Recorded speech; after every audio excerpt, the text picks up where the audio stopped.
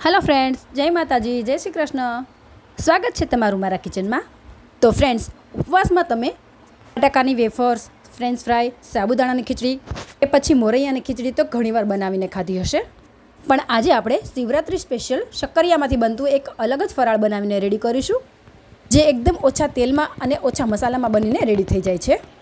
तो रेसिपीने स्कीप कर्या वगर जरूरथी जोजो अने तमे मारी चेनलमां नवा छो तो चेनलने सब्सक्राइब जरूरथी करी देजो અને મારી આવી જ અવનવી રેસિપીઓના વિડીયો જોવા માટે નીચે આપેલું બેલ આઇકોન બટન પ્રેસ કરી દેજો। તો ફ્રેન્ડ્સ, શિવરાત્રિમાં ખવાય એવો શક્કરિયાનો નવો નાસ્તો બનાવવા માટે અહીંયા મેં વજનમાં 300 ગ્રામ જેટલા આ રીતના શક્કરિયા લઈ લીધા છે અને શક્કરિયાને મેં એકદમ સારી રીતે પાણીથી ધોઈને સાફ કરી લીધા છે। તો હવે તેને સાઈડ પર રાખી દઈશું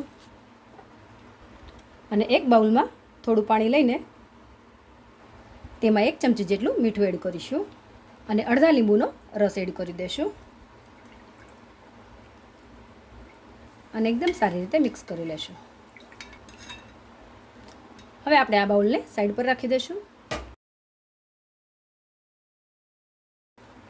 અને શક્કરિયાની છાલ કાઢી લેશું આ રીતે।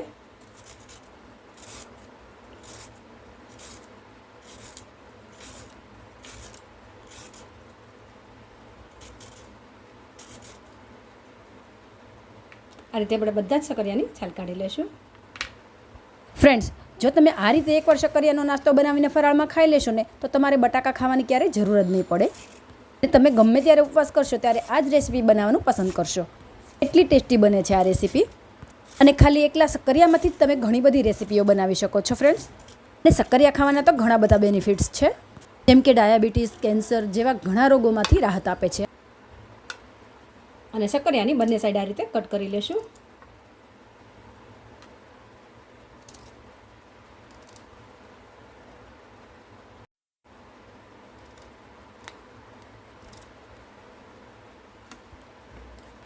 તો મેં બધા જ શક્કરિયાની આ રીતે છાલ કાઢી લીધી છે। તો હવે આપણે આ શક્કરિયાને આ રીતે જે મોટા હોલવાળી ખમણી આવે તેનાથી ખમણી લઈશું। ફ્રેન્ડ્સ, અહીંયા આપણે આ વાતનું ખાસ ધ્યાન રાખવાનું છે કે શક્કરિયાને આપણે આ રીતના મોટા હોલવાળા ગ્રેટરથી જ ગ્રેટ કરવાના છે। જો નાના હોલથી ગ્રેટ કરીશું તો તે એકદમ મેશ થઈ જશે। આ રીતે આપણે થોડું થોડું છીણ પાણીમાં એડ કરતા જઈશું જેથી તે કાળું ના પડે।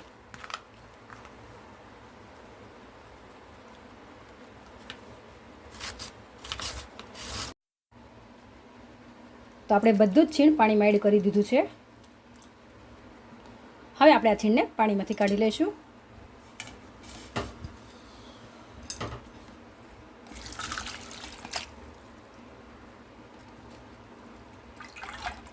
અને આમાંથી બધું પાણી નીતરી જાય ત્યાં સુધી તેને રહેવા દેશું। તો ફ્રેન્ડ્સ, છીણમાંથી બધું જ પાણી નીકળી ગયું છે અને છીણ એકદમ આ રીતે છૂટું સરસ થઈ ગયું છે। તો હવે તેનો વઘાર કરીશું। તો આ નાસ્તાનો વઘાર કરવા માટે અહીંયા આપણે એક વાસણમાં 2 થી 3 ચમચી જેટલું તેલ એડ કરીશું। અહીંયા આપણે કોઈ વધારે તેલ એડ કરવાની જરૂર નથી। તો આપણું તેલ ગરમ થઈ ગયું છે તો અડધી ચમચી જેટલું તેમાં જીરું એડ કરીશું અને થોડા મીઠા લીમડાના પાન એડ કરીશું। ત્યાર પછી એક ઝીણું કટ કરેલું મરચું એડ કરીશું અને મિક્સ કરી લેશું। હવે તેમાં 1 ટીસ્પૂન જેટલી હળદર એડ કરીશું। જો તમે વ્રતમાં હળદર ખાતા હોય તો એડ કરવાની। ત્યાર પછી તેમાં શક્કરિયાનું છીણ એડ કરી દઈશું અને એકદમ સારી રીતે બધું મિક્સ કરી લેશું। ફ્રેન્ડ્સ, આ નાસ્તાને તમે શક્કરિયાની ફરાળી ખીચડી પણ કહી શકો છો અને આ ફરાળી ખીચડી શક્કરિયા ખમણ્યા પછી આપણે 10 જ મિનિટમાં બનીને રેડી થઈ જાય છે। તો આપણે બધી જ વસ્તુને એકદમ સારી રીતે મિક્સ કરી લીધી છે। હવે મીડિયમ ગેસની ફ્લેમ પર 2 મિનિટ તેને ઢાંકીને થવા દેશું। તો 2 મિનિટ જેવું થઈ ગયું છે। આપણે નાસ્તાને ચેક કરી લેશું।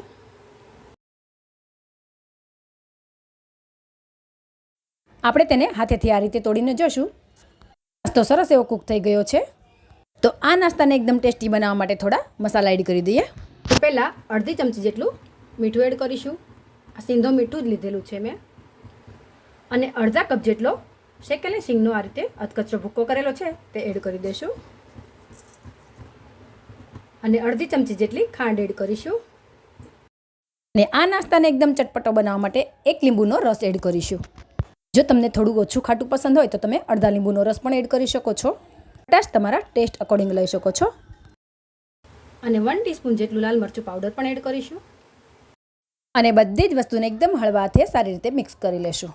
ફ્રેન્ડ, આપણો આ નાસ્તો એકદમ ઓછા સમયમાં ફટાફટ બનીને રેડી થઈ જાય છે. તો હવે આપણે આ નાસ્તાને 1 મિનિટ માટે ઢાંકીને કૂક થવા દેશું અને ગેસની ફ્લેમ આપણે એકદમ મીડિયમ રાખીશું.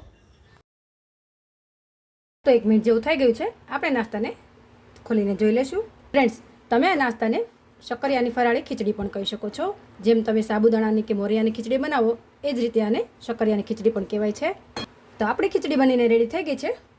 હવે તેમાં ઉપરથી થોડા લીલા ધાણા એડ કરી દઈશું અને આપણે ગેસની ફ્લેમ બંધ કરી દીધી છે અને એકદમ હળવાથી મિક્સ કરી લેશું. તો ફ્રેન્ડ્સ, બની છે ને જોતાં જ ખાવાનું મન થઈ જાય એટલી મસ્ત આ ખીચડી.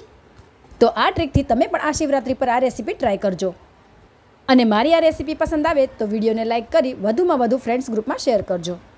અને તમે મારા વિડીયો કયા શહેર કે સિટીથી જોઈ રહ્યા છો તે મને જરૂરથી જણાવજો. તો ફ્રેન્ડ્સ, તૈયાર છે આપણી ઉપવાસમાં ખવાય એવી એકદમ અલગ, ટેસ્ટી અને હેલ્ધી રેસીપી. તો જરૂરથી ટ્રાય કરજો.